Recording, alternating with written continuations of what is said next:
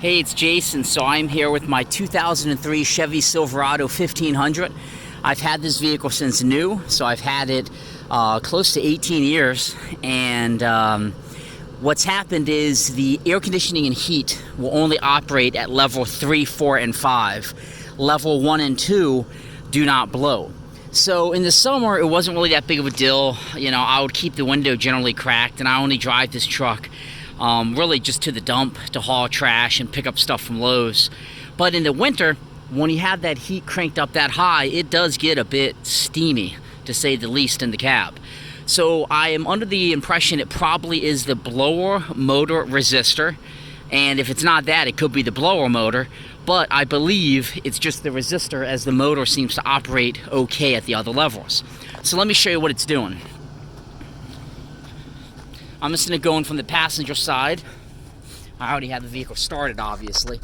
But basically, you go to level 1, you're not getting anything. Level 2, it's like a little puff, really nothing. Level 3, now you start getting stuff. Level 4, level 5. So in order to fix level 1 and 2, you have to replace the blower motor resistor. So you're going to want to go to the passenger side, and underneath you will see where the blower motor is and the blower motor resistor. Now on some of these, and this is the work truck 1500, I saw some people's trucks had like a big piece of plastic here, which I don't seem to have. So I'm going to tear into this just a little bit and try to understand what I do have, and understand the blower motor plus the resistor, and go from there. Okay, so looking under here, it would appear to me that this is the actual blower motor. Very easy. Supposedly it just like twists in.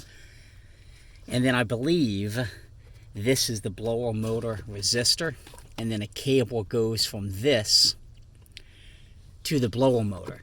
So you would want to remove this and bring it down.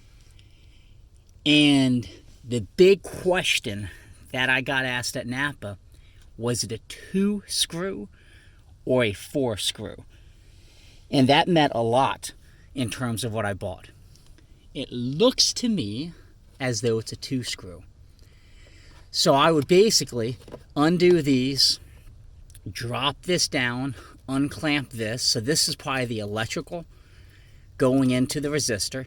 And then from the resistor, it's going into the blower motor. So it's kind of like translating, hey, put it on level 1, 2, 3, or 4, so on and so forth. Again, this is a 2003 Chevy Silverado 1500 work truck. How do you know if it's a WT? Vinyl floors, probably has the plow package and whatnot. I did not have this big piece of plastic that I was told would be under here. It looks like it could have been mounted here, but maybe on the work trucks they didn't put it. So I'm going to lower the resistor, unplug everything, and see what I need to do. So it seems to me it is a 6mm bolt that I'm going to be working with. So you can see I got my 6mm, and then I would go up under here, and I'm going to loosen this up. So let me go ahead and do that. And again, it's right here, and it looks like another one right there. I think it's 6mm. Now that I put it on, it does look like it is. So let me just confirm and then get to work on that. So it's pretty easy to loosen. Just put your socket wrench up there and do your thing till it gets nice and loose, and then you can pull out the screw.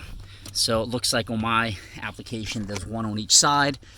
So let me go ahead and do the other side real quick.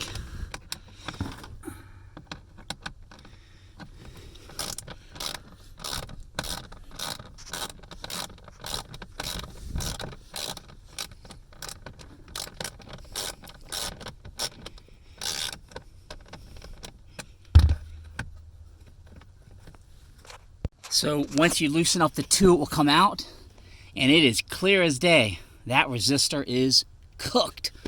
So what I'm going to do, just to make sure I get the right part, I know it's a 2-screw mount, I'm going to undo both of these, and I'm going to take the part with me. So I would basically just push that tab in and pull this one out and then pull that one out in the back. Now I was having a heck of a time getting this blower motor detached, or the resistor detached. So that blower motor goes up in there and it just twists. You twist it and pull it down, and you can see it just goes in these latches. I also am going to take it as an opportunity to clean it. And then this will enable me much easier to get the resistor out, because I was really struggling when it was in there to get it out, because you have to push this little tab in the back down. And with it being up in there, it was darn near impossible for me to get it out. And you can see how easy I just did it. So 2 seconds, twist it, pull it down. When you put it up, put it back in, twist it to the right. And then now I have my resistor, so I can be absolutely certain I get the exact part I need. So off to NAPA I go. Okay, so I just got back from NAPA, and I took the old part. I told them it was a 2-screw, and they had a lot of other questions for me. So what it netted out to was, it was $44.09, and it was part number BR474, and the part does look a bit different. That's the new one, which all of that looks fairly similar. Same connection on the front. The plug